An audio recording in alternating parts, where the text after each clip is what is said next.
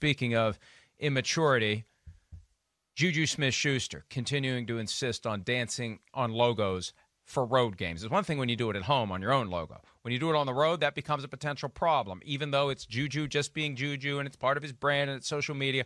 Once it starts riling opponents up, then it becomes something that the team needs to pay attention to. Here is Coach Mike Tomlin from earlier today on the subject of JuJu's TikTok videos while he dances on opponent logos. I am aware of it, and I do plan to talk to JuJu, but we're professionals. I doubt any of those antics and things of that nature are legitimate motivating factors as you step into professional stadiums. But it's about respect, and so we'll have a conversation.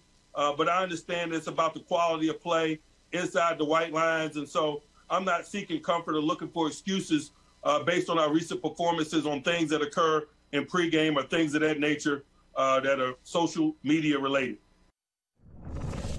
2 points in response to Coach Tomlin, all due respect. When the opponent tells you it was a motivating factor, how in the world are you saying it's not? When you see the ferocity of the hit that Vonn Bell, the Bengals safety, applied to JuJu Smith-Schuster, and Vonn Bell said before the game, that's how we're going to deal with dancing on our logo. And he made it clear after the game, that's how they dealt with dancing on the logo. So it does potentially motivate the opponent. It is a gratuitous act that has no strategic benefit of any kind to the Steelers, and it's potentially hurting the Steelers. So that expletive deleted must end right now if you are Mike Tomlin. 2, for as great of a coach as Mike Tomlin is, and I've had other coaches around the league praise his ability to strike the right chord with every player and get the most out of every player. It could be that Tomlin develops these weird blind spots where he lets guys do certain things as part of the broader effort to have the right relationship with them and get the most out of them. Remember the Antonio Brown Facebook Live video from the locker room after the playoff win over the Chiefs and how stupid that was? And Tomlin had it happening right under his nose. We since realized Tomlin had a very unique relationship with Antonio Brown where there was some give and take and some push and pull and allowing him to be himself in order to get the most out of him on the field. I think with JuJu Smith-Schuster, it's a different story. And I think you can go to him and you can say, hey, JuJu, that's it. It's done. No more. And you have enough evidence to make the argument to him. I think the problem is Tomlin may have already boxed himself into the corner here by shrugging at it in the past and trying to shrug at it now. The bottom line is, if I'm a Steelers fan, I'm livid about this. It has to end. It's not helping us. There's no point, Shireen. And when they go to play Cleveland week 17, all eyes are going to be on that logo at midfield. And the last person I want to see on it, if I'm a Steelers fan, is JuJu Smith-Schuster. Yeah, Mike, this didn't become an issue until they started losing. And now that they're in this 3-game losing streak, it's an issue. And Tomlin admits he didn't know about it until the Bills game when the Bills sort of made it an issue. And now it is an issue. When, as you said, when players from other teams are saying they're using it as motivation, you need to stop doing it. You don't need to provide teams with more motivation. I realize this is the NFL. They use whatever they use for motivation. We've seen everything. We've seen stupid stuff they use for motivation, but they want to find that and they want to push themselves. And so that if this is motivating other players, and it's obvious it is, he just needs to stop doing it. Don't do it. Maybe do it after the game. Go make your video after the game after you've won. Maybe that's when you do it, and then there is no pushback because you've won the game. But something needs to change within this team. Obviously, this before the game and then with whatever they're doing in the game, because they do not look like a Super Bowl contender right now, Mike.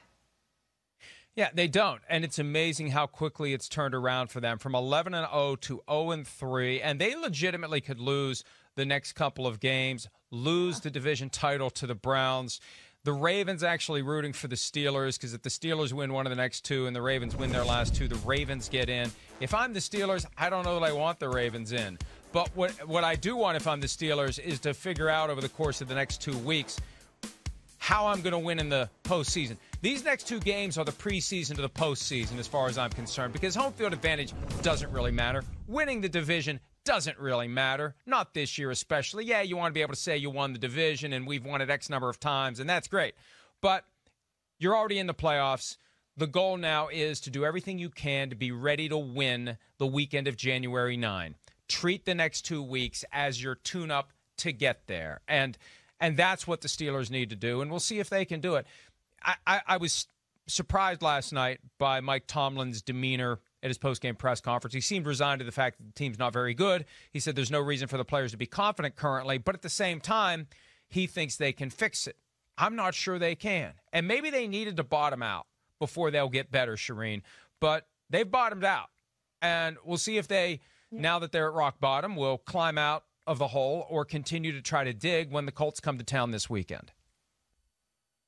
Yeah, you know, Big Ben has not played very well, Mike, and he's not played very well since that Dallas game. And I know they keep pointing out that his knee's fine and he hasn't been on the injury report, but he took a couple of hard hits on both of his knees in that game. He missed the end of the first half. He did come back and play the second half and was able to pull out that win. But I just see a different Big Ben since then. And it's been a different defense that hasn't been able to pull the Steelers out with all the losses they've had injury-wise on that defense. That defense just hasn't been able to pull them out of those holes. And they now rank second on defense, which, you know, we still think they're one of the top defenses in the league, but they certainly haven't played like it since they've taken some real big hits on that defense. And they really need the defense to find itself again, even with some backup players. But especially they need Big Ben to find himself if they're going to have any hope of even winning one playoff game, Mike, much less getting beyond that. Injury report says he's healthy. Mike Tomlin says he's healthy. Roethlisberger says he's not 100%, but no one is. If you don't have injury as an excuse, then bad news. You're just not very good right now. And it could be, as we suggested earlier today on PFT Live, that Ben's just old. He's 38. He'll be 39 in March. He's taken a lot of wear and tear. He's carrying around a big body on that frame. At some point, that frame is going to rebel and say enough is enough. Hi, I'm Mike Tirico, and thanks for watching. Make sure to hit subscribe for the latest news and highlights from NBC Sports.